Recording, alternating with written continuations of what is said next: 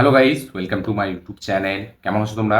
এখন আমরা কথা বলবো হচ্ছে সোমসা স্টারার রিসেন্টলি রিলিজ হওয়া সিনেমা, যেটার নাম হচ্ছে আমাদের crazy, directed by Girish Kohli. এই সিনেমাটা 28শে ফেব্রুয়ারি থিয়েটারে রিলিজ হয় এবং তারপরে একটা একটা ডিসেন্ট মানে হিট টু অ্যাবভ এই অ্যাবভ অ্যাভারেজ টু হিট একটা ফিল্ম এই ফিল্মটা হয়। তো এই ফিল্মটাতে লিড চরিত্রে আছে আমাদের সোহমসা। তো কেমন লাগলো ক্রেজি ফিল্মটা সেটা নিয়ে কথা বলবো। চলো ভিডিওটা শুরু করা যাক। তো কেমন হলো ক্রেজি? সোহম শাহ যখন তুম্বাড বানায়, ঠিক আছে, তখন সেই ফিল্মটা বিশাল লেভেলে মানে লোকের পছন্দ হয়। বাট সেই ফিল্মটার ওই যে চর্চাটা, সেই চর্চাটা কিন্তু তখন হয়নি যখন 2019-এ না 17-ই মেবি ফিল্মটা বেরোয়, ঠিক আছে। বাট তারপরে যখন রিসেন্টলি রিলিজ হয়, সেই ফিল্মটা কিন্তু দারুণ একটা ব্যবসা করে এবং ফিল্মটা নিয়ে প্রচুর লেভেলে কথাবার্তা হয়, ফিল্মটা প্রচুর পপুলার হয়, খুব একটা দারুণ একটা মানে কি বলবো একটা নাম, একটা সফলতা এই ফিল্মটা পায়। তো এবার তারপরে সোহম শাহ সে আবার একটা অন্য একটা ইউনিক কনসেপ্ট নিয়ে আসছে, যার প্রমোশনাল কন্টেন্টগুলো দেখতে বেশ ভালো। যখন প্রথম অ্যানাউন্সমেন্টটা আসে, অ্যানাউন্সমেন্ট টিজারটা যখন আসে, সেখানে তুম্বারের সাথে যেভাবে কম্বাইন করে বানিয়েছিল, প্লাস পোস্টারটা যদি আমি কথা বলি, সোহম শাহর যে ওই যে ব্রেনের মধ্যে মানে মাথার মধ্যে যে পুরো রাস্তা ফাস্তা, তো প্রমোশনাল কন্টেন্টগুলো খুব ইউনিক ছিল এবং একটা প্রমিস করছিল যে এই ফিল্মটাও কিন্তু একটা হেভি একটা ইউনিক কনসেপ্টের সাথে আসা একটা হেভি ফিল্ম, একটা থ্রিলার ফিল্ম হবে, এরকমই সবাই এক্সপেক্ট করেছিল। এবং যেহেতু তুম্বারের পরে আসছে সোহম শাহ আসছে, যেই ফিল্মটা রিসেন্টলি রিলিজে এত লেভেলের একটা বক্স অফিস কালেকশন করেছে এবং একটা হেভি একটা সিনেমাটিক এক্সপিরিয়েন্স দিয়েছে অডিয়েন্সকে, তাই জন্য মানে লোকে খুব দারুণ এক্সাইটেড ছিল এবং দারুণ এক্সপেকটেশন রেখেছিল এই ফিল্মটায়। বাট ক্রেজি ফিল্মটা কিন্তু সেই লেভেলটা ম্যাচ করতে পারেনি।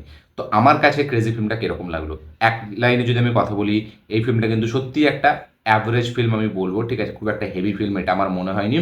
এই ফিল্মের যেটা সব থেকে নেগেটিভ আমার মনে হয়েছে সেটা হচ্ছে এর স্ক্রিন প্লের স্টাইলটা। ইয়েস, স্ক্রিন প্লেটার মধ্যে এই যে একটা এরকম একটা ব্যাপার, এরকম একটা হস্টেজ ব্যাপার, সেইখানে যে টেনশনটা আমরা ফিল করা দরকার ছিল, যে টেনশনটা আমাদের সামনে রাখা দরকার ছিল, সেই টেনশনটা না কোথাও গিয়ে সেভাবে through out the screen play আমাদের সামনে আসে না। এবং আমরা সেই মানে কি বলবো, সেই অবস্থাটা, যেই লোকটা ওই যে অবস্থাটা ফেস করছে, সেটার সাথে না আমরা কোথাও গিয়ে রিলেট করতে পারি না। এই ফিল্মটার গল্প ওয়ান লাইনে খুবই একটা সিম্পল গল্প, যে এখানে সোমসার যে ক্যারেক্টারটা, ঠিক আছে, তার একটা মেয়ে আছে যে কিনা তার একটু মেন্টাল হেলথের প্রবলেম আছে এবং সে একটু অ্যাবনর্মাল টাইপের। তো এবার সে কিডন্যাপ হয়ে যাচ্ছে অটোমেটিক মানে আচানক, ঠিক আছে, সে হঠাৎ করে কিডন্যাপ হয়ে যাচ্ছে। সোমসার কাছে একটা কল আসছে, মানে সেই কিডন্যাপের যে অ্যামাউন্টটা সেটা সেটা হচ্ছে 5 কোটি টাকা। এবার এই এটা মানে কিডন্যাপটা কে করেছে, ফাইনালি সোমসা কিছুক্ষণ পর আন্দাজা লাগাতে পারছে যে এই কিডন্যাপটা অ্যাকচুয়ালি কে করেছে। বাট সে এটার কাছে যখন পৌঁছাচ্ছে তখন সে দেখছে অন্য কিছু। তো এইবার কি সে দেখছে এবং সে এই ফিল্মের মধ্যে কি টুইস্ট আছে, কি হেভি ব্যাপক কিছু টুইস্ট অ্যান্ড টার্নস আছে নাকি, সেসব জানার জন্য আপনাদের এই ফিল্মটা দেখতে হবে। তো ওয়ান লাইনার একটা গল্প, যে একটা থ্রিলার ফিল্ম, এটা মেয়েকে কিডন্যাপ করা হয়েছে এবং তার বাবা তাকে বাঁচাতে পারবে কিনা। এবার এই ফিল্মটা খুব শর্ট একটা ফিল্ম, 1 ঘন্টা 30 মিনিটের একটা ফিল্ম, যেরকম হলিউড ফিল্ম আমরা দেখে থাকি এরকম টাইপের হস্টেজ থ্রিলার ফিল্মে বা ক্রাইম থ্রিলার ফিল্মে, যে একটা 1-1.5 ঘন্টার একটা ফিল্ম হয়। এবার এই ফিল্মটা প্রথমে স্টার্ট হচ্ছে একটা আপনাকে হাই দিচ্ছে, একটা মানে কি একটা এঙ্গেজ করে রাখছে যে কি হবে, কখন মুহূর্তটা আসবে। তারপরে যখন মুহূর্তটা আসছে সেটা আমরা দেখছি আস্তে আস্তে বিল্ড হচ্ছে হয়তো।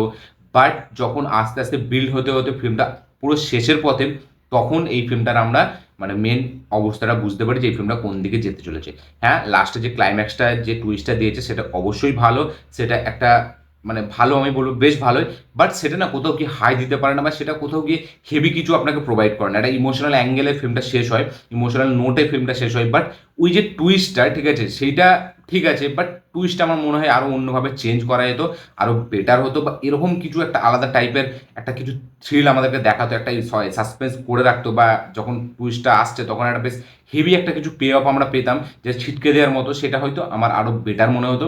এই টুইস্টটা আমার জন্য খুব একটা অ্যাভারেজ মনে হয়েছে। টুইস্টটা কাজ করতো যদি সেই টেনশনটা, যদি স্ক্রিন প্লের মধ্যে সেই মুভমেন্টস কিছু থাকতো বা হেভি কিছু জিনিস থাকতো, যে এজ অফ দ্য সিট একটা ব্যাপার দিচ্ছে, সেরকম কিন্তু এই এখানে কিছু নেই। আমি লিয়াম নেসনের একটা ফিল্ম দেখেছিলাম কিছুদিন আগে, ঠিক আছে, ফিল্মটার নাম আমি এই মুহূর্তে মনে পড়ছে না।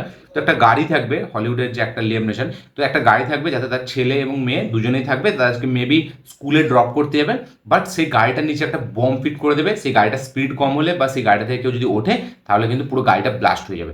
তো সেই ফিল্মটার আমি নামটা মনে নেই, আমি লিখে দেবো মানে ভিডিওর মধ্যে, ঠিক আছে, আপনারা কি অবশ্যই চেক আউট করবেন। সেই ফিল্মের মধ্যে যে টেনশনটা না, সেটা খুব দারুণভাবে মানে আপনি ফিল করতে পারবেন। এবং ক্লাইম্যাক্সে যখন আমরা মেন টুইস্টটা দেখতে পাচ্ছি, সেটা না মজা দিচ্ছে। এই ক্রেজি ফিল্মটাই পুরো থ্রু আউট স্ক্রিন প্লে 1.5 ঘন্টা স্ক্রিন প্লের মধ্যে শুধু লাস্টের 10 থেকে 15 মিনিট ফিল্মটা এঙ্গেজ করে রাখতে পারে। সেখানে একটু হালকা হেভি মুভমেন্টস কিছু আছে, সেখানে সোমসার পারফরমেন্স হেভি লাগে, পিক পারফরমেন্স মনে হয় তার, এবং তারপরে যখন ক্লাইম্যাক্সটা আছে একটা ইমোশনাল ভ্যালু এখানে রাখা হয়েছে। বাট তার যে আগে 1 ঘন্টা 10 মিনিট সেখানে স্ক্রিন প্লের মধ্যে না আছে কোনো মুভমেন্টস, না আছে কোনো একটা এঙ্গেজিং ব্যাপার, না আছে কোনো একটা এজ অফ দ্য সিট ব্যাপার, না আছে কোনো ক্যাট অ্যান্ড মাউসের চেস, না আছে কোনো হেভি কিছু ডেঞ্জারাস সিনস বা তাকে কিছু টাস্ক দেওয়া হচ্ছে যেগুলো সে তার মেয়েটাকে বাঁচানোর জন্য করতে হবে। তো এরকম কোনো এলিমেন্টস এখানে আমরা দেখতে পাই না, যার কারণে আমার মনে হয় যে ফিল্মটা আরও উইক হয়ে গেছে। ফিল্মটার মধ্যে না যে একটা একটা মেয়ে কিডন্যাপ হয়েছে, সে বাপের টেনশনটা, সে একটা দিকে মনে করছে একটা প্র্যাঙ্ক কল হতে পারে, তাকে এপ্রিল ফুলকেও মারাচ্ছে, কারণ সেটা এপ্রিল 1 তারিখ, এপ্রিল মাস পড়ে গেছে। বাট যখন সে জানতে পারছে যে শিওর এটাই কিছু, তখন যে একটা তার মধ্যে যে একটা মানে কি বলবো একটা উতালাপন বা তার মধ্যে যে একটা বেচেনি, যে একটা টেনশন, সেটা কিন্তু আমাদের সামনে কোথাও উঠে আসে না।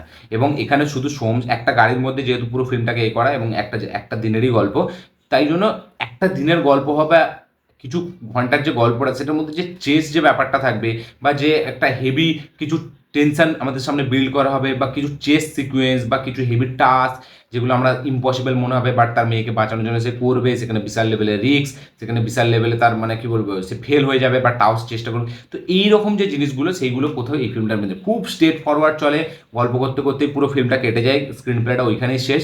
লাস্টের যে 10 মিনিট আমরা টুইস্টটা দেখি সেটা আমাদের মুখে একটু হাসি ফোটাই, ব্যাস। তাই জন্য এই ফিল্মটা একটা ওয়ান টাইম ওয়াচ, একটা ঠিকঠাক ফিল্ম মনে হয়। ফিল্মটার মানে যেভাবে শ্যুট করেছে ফিল্মটাকে বা ক্যামেরার কাজ, ঠিক আছে, সেগুলো বেশ ভালো, এবং গানগুলো খুব আননেসেসারি আমার মনে হয়েছে। গানগুলো যেগুলো রাখা হয়েছে সেগুলো করে আমার মনে হয় খুব মানে কি বলবো অপ্রয়োজনীয়, খুব সেরকম প্রয়োজন ছিল না। বাট ফিল্মটাকে যেভাবে আমাদের সামনে প্রমোট করা হচ্ছিল, যেভাবে আমাদের সামনে রাখা হচ্ছিল, যে একটা ইউনিক কনসেপ্টের সাথে এই যে গান, কিছু প্রমোশনাল কন্টেন্ট দেখানো হচ্ছিল, ঠিক আছে, সূর্যের সামনে ওই যে সোমসা দাঁড়িয়েছে, তো সেইগুলো কোথাও গিয়ে না আপনি এই ফিল্মটার মধ্যে মানে ইফেক্ট ফেলতে পারছে যে এরকম আপনার কিছু মনে হবে না। বা এখানে তুম্বারের সাথে যে একটা ফার্স্ট অ্যানাউন্সমেন্ট ভিডিও, ফিল্মটাকে যেই লেভেলে প্রমোট করা হয়েছে সেই লেভেলে কিন্তু ফিল্মটা কোনো মতে নয়। তো এই ফিল্মটা আমার খুবই একটা অ্যাভারেজ, একটা ডিসেন্ট ফিল্ম আমার মনে হয়েছে। ঠিক আছে, একবার দেখলাম, একটা তাও একটা কনসেপ্ট ওয়াইজ একটা মনে থাকবে যে একটা এরকম একটা প্রমোশনাল কন্টেন্টের সাথে এরকম একটা ফিল্ম এসেছিল, তো মনে থাকবে ফিল্মটা, যেহেতু তুম্বাডের মেকার্সরা আছে, মানে আমাদের অ্যাক্টর আছে সোমসা, তো মনে থাকবে। এবং গিরিশ কোহলি যে ডিরেক্টর, সে হচ্ছে এর আগে মমের মতো সিনেমায় রাইটারের কাজ করেছে, কেসারিতে রাইটারের কাজ করেছে, তো অনেক ফিল্মে সে হেভি হেভি ফিল্মে রাইটারের কাজ করেছে। তো এখানে সে তার ফার্স্ট ডিরেক্টর ডেবিউ হয়েছে, বাট তার কাজ আমি বলবো ঠিকঠাক, আমার খুব একটা হেভি লাগেনি ফিল্মটা। আপনাদের কি বক্তব্য ক্রেজি ফিল্মটা নিয়ে অবশ্যই কমেন্টে লিখে জানাবেন। কারা কারা আছেন যারা থিয়েটারে এই ফিল্মটাকে এক্সপিরিয়েন্স করেছিলেন, তাদের থিয়েটার এক্সপিরিয়েন্স কিরকম ছিল অবশ্যই এটা কমেন্টে লিখে জানাবেন। কারা কারা এখনো দেখেননি, দেখবেন ভাবছেন, অ্যামাজন প্রাইমে অ্যাভেলেবেল আছে, অবশ্যই গিয়ে চেক আউট করুন, দেখে অবশ্যই কমেন্ট করবেন আপনাদের কি বক্তব্য, কি মতামত, কি রিয়াকশন। আমার এই ভিডিওটা ভালো লেগে থাকলে লাইক শেয়ার কমেন্ট করে দেবেন, চ্যানেলটি তুললে চ্যানেলটিকে সাবস্ক্রাইব করবেন, বেল আইকনটি প্রেস করতে ভুলবেন না। দেখা হচ্ছে পরের ভিডিওতে, ততক্ষণের জন্য বাই।